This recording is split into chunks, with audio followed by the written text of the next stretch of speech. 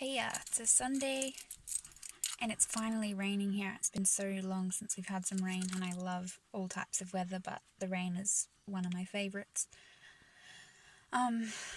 There's currently a domestic happening outside my house in one of the neighbouring properties that echoes down onto everyone around here, and my housemate tells me they've been doing it for years, and it's so aggressive that the woman keeps nagging him and yelling at him and yelling at him, and then maybe about 2 days later, he'll have just snapped and be swearing and carrying on. You can hear him throwing things. And I was sitting there actually this morning doing a meditation, and I was so focused in like what I was doing that I just was like trying to send them as much peace as I could, but it was really hurtful.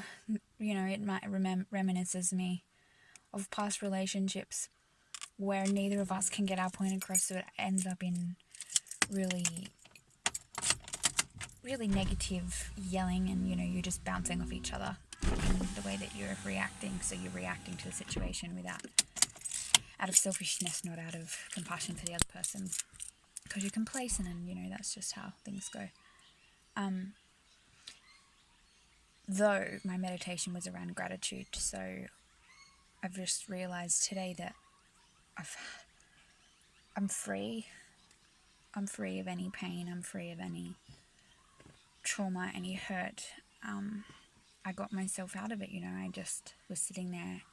Normally I'll be setting intentions, but I really just wanted to show you some gratitude to around me.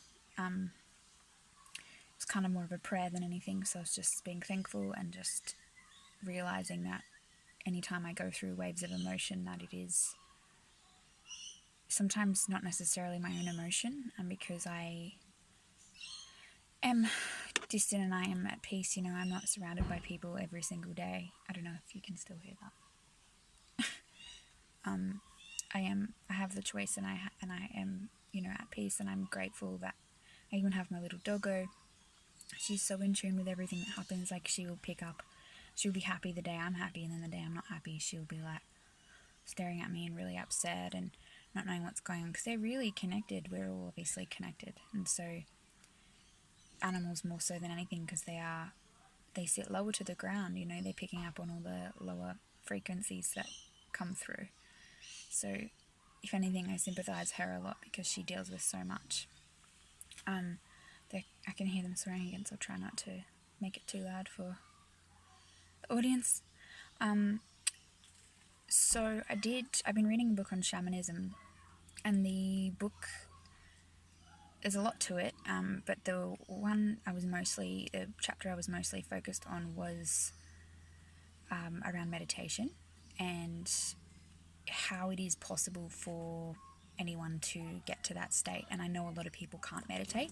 I knew for a while that I couldn't get into the state unless I was completely in silence, in a quiet room and no one would interrupt me, and that is great. That's a great starting point, but most of the time we're around people where we can't, just trying to contemplate whether to put out my window, where we can't focus. And so this book has an interesting view around it, where you have two different aspects of getting into that proper state of where your vortex or your Kia energy starts to flow. So it basically will happen when you're at a point of physical exhaustion, so much so that your normal brain function doesn't allow those external thoughts to come in and your ideologies to come and interrupt the state of oneness that you're experiencing. And that is then where tantric sex comes in, because orgasm obviously is a way to be physically exerted, and then you're not focused on different aspects of yourself. Especially when you're in meditation, it is the sexual energy that comes through, so if that's exerted, it's a great way to focus on really the void of the darkness of what is within.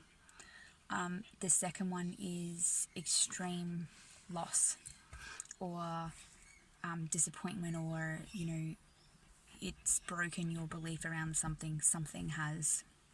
So you're feeling at a point where your emptiness,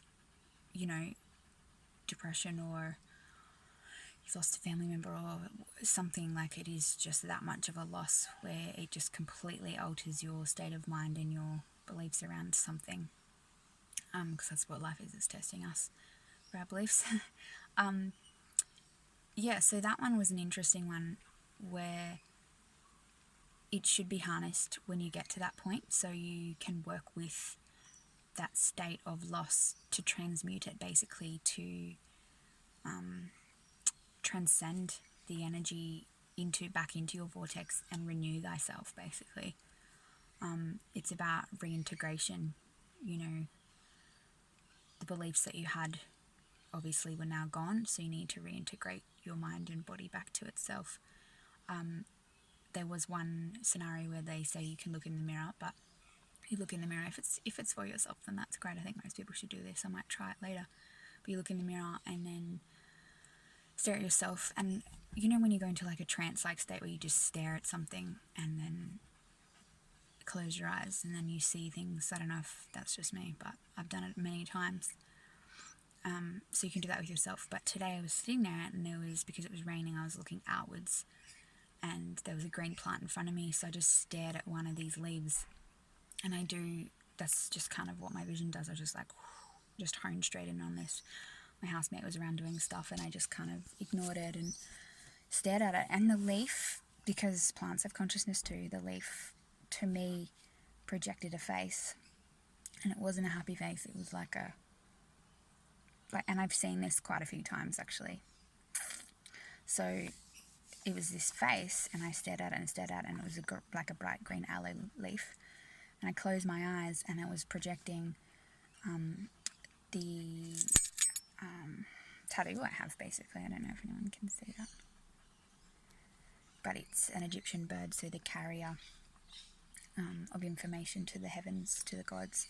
But it was a red bird, so it was like almost in flames.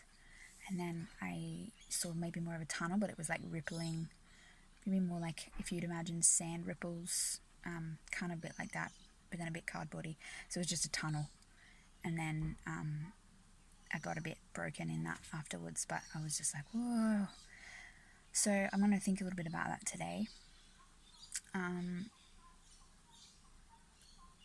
I do, as I said, I was expressing my gratitude for everything that has been given to me, all the lessons.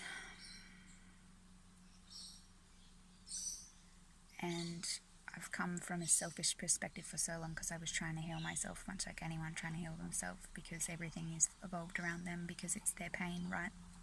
So it's now where I have to become the leader and break these ties that make me react in a way that I would normally shy away because I was in pain, but I'm not anymore. So I need to help others. I need to transcend. I need to transmute whatever they've given me. And it's really hard because it's frustrating, but these are the lessons I've asked for. And because I'm okay now, like I'm expressing the gratitude, I'm realizing that there is actually nothing impacting me unless I choose it to, and I choose it to all the time because I'm drawing in those types of people, they need help. So, and as much as everyone says surround yourself with successful people, that's also what I want to create. I want to create successful people around me to lift me up, when it does become too much. But as a healer, it's really hard to detach from that, so you need to kind of create that home or that safe space to go to within yourself. And obviously if you're living with people, it's nice to have them that are a little bit more together. Rose quartz. And that then enables me to be able to then be there for others all the time. It feels like a waste of time sometimes. I'm working on my approach, and it feels like a lot of the time I've wasted helping other people who only try to project their pain back onto me, and it's really hard because I know that what I've been through as well, so I feel their pain, and that's why I'm crying, because it's hard for them to see how good they can feel, and it's hard for them to see that I'm actually trying to help them. So pain is hard for people, and I don't like the suffering around it.